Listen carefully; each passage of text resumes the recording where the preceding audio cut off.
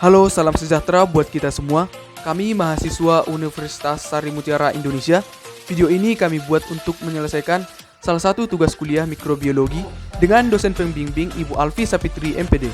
Kami dari kelompok 3 terdiri dari 7 anggota yang masing-masing bekerja sama dalam mengerjakan tugas ini.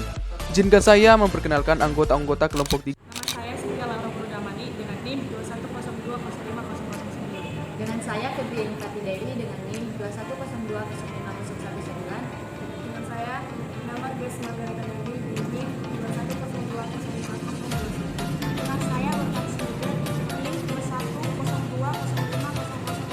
Dengan saya Nirvana Priscilla dengan NIM 21020550. Dan dengan saya Hendra Sinaga, NIM 210205023.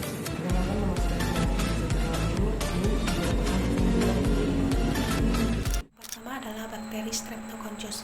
Streptococcus pyogenes adalah bakteri gram positif, bersifat anaerob fakultatif, katalase negatif, tidak motile dan tidak memiliki spora.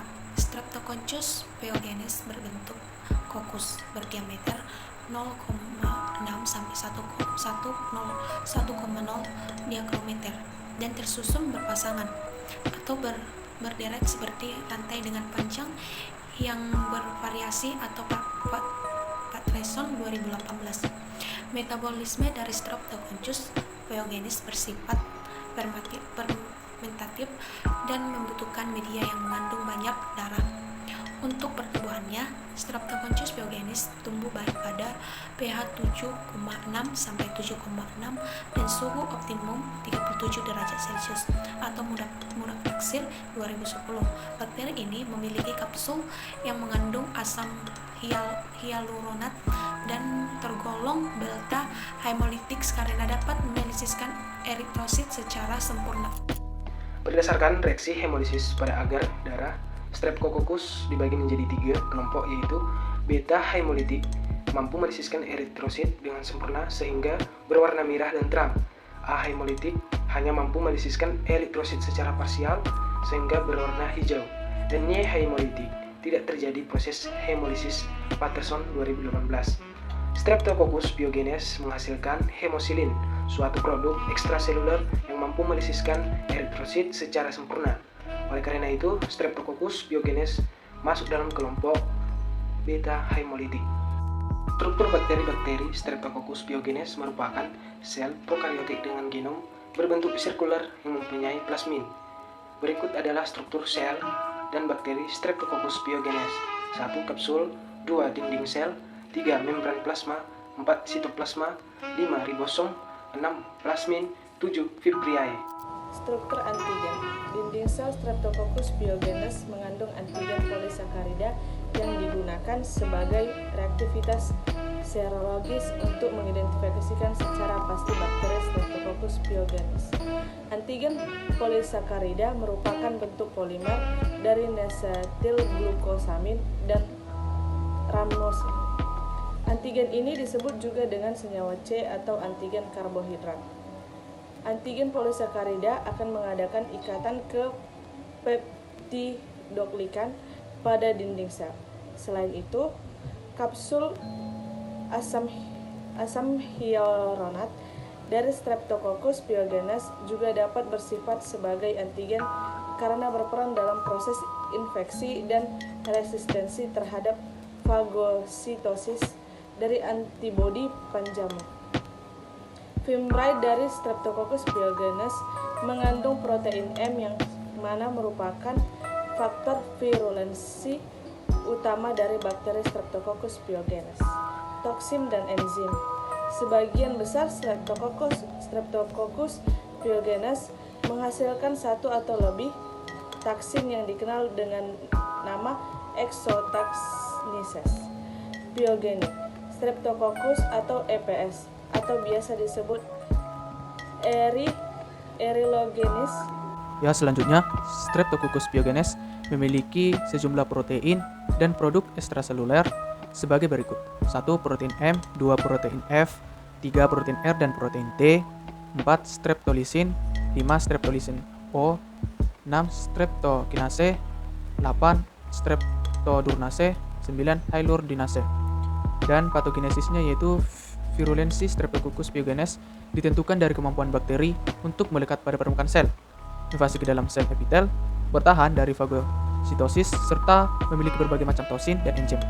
Awalnya, Streptococcus pyogenes melekat pada membran mukosa sel epitel, berjamu dengan diperantai oleh asam lipoteokoat berupa polifosfoliserol dan asam lemak. Hal ini mengakibatkan Streptococcus pyogenes mudah membentuk koloni dan berkembang sangat cepat dalam tubuh manusia. Selanjutnya, tes diagnostik dan laboratorium. Langkah awal sebelum melakukan tes diagnostik dan laboratorium adalah mengambil spesimen, yaitu bahan yang akan diperiksa dan diambil sesuai dengan gejala klinis pasien. Spesimen dikatakan baik jika dapat mewakili kuman penyebab penyakit infeksi. Spesimen yang diambil dapat berupa swab tenggorokan, nanah, cairan cerebrospinal, darah, dan lainnya tergantung gejala klinis. Setelah dilakukan pengambilan spesimen, dilakukan beberapa tes pemeriksaan yang dapat membantu menegakkan diagnosis akibat infeksi Streptococcus pyogenes. Berikut pemeriksaan yang dapat membantu menegakkan diagnosis akibat infeksi Streptococcus pyogenes, yaitu 1. SMEAT, 2. Uji katalase, 3. Kultur, 4. Uji basitrasin, dan terakhir tes serologi. Terima kasih. Selanjutnya, manifestasi klinis. Menurut Stephen 2016, berikut ini adalah beberapa penyakit yang disebabkan karena infeksi oleh Streptococcus pyogenes. A. Pharyngitis, B. Tonsilitis, C. Cellulitis, D. Erysipelas, E. Scarlet fever, F. Necrotizing fasciitis, G. Demam rematik, H. Streptococcus toxococcus syndrome, I. Limfangitis, J. glomerulonefritis. Pengobatan yang masih sering digunakan dan menjadi pilihan awal untuk infeksi yang ditimbulkan oleh Streptococcus pyogenes adalah penisilin. Untuk infeksi ringan seperti pharyngitis sampai dengan seperti infeksi kulit dan jaringan lunak, penisilin V oral dengan dosis 500 mg 2-3 kali sehari selama 10 hari dianjurkan. Cephalosporin generasi pertama merupakan alternatif yang dapat diberikan kecuali jika penderita mempunyai riwayat hipersensitivitas langsung terhadap antibiotik bilatan. Sampai saat ini, masih belum ada vaksin yang efektif untuk mencegah infeksi Streptococcus pyogenes. Infeksi Streptococcus adalah penyakit yang disebabkan oleh bakteri Streptococcus. Bakteri Streptococcus yang paling sering menyerang manusia ada 2 tipe, yaitu tipe A dan tipe B. Infeksi bakteri ini dapat dialami oleh semua orang,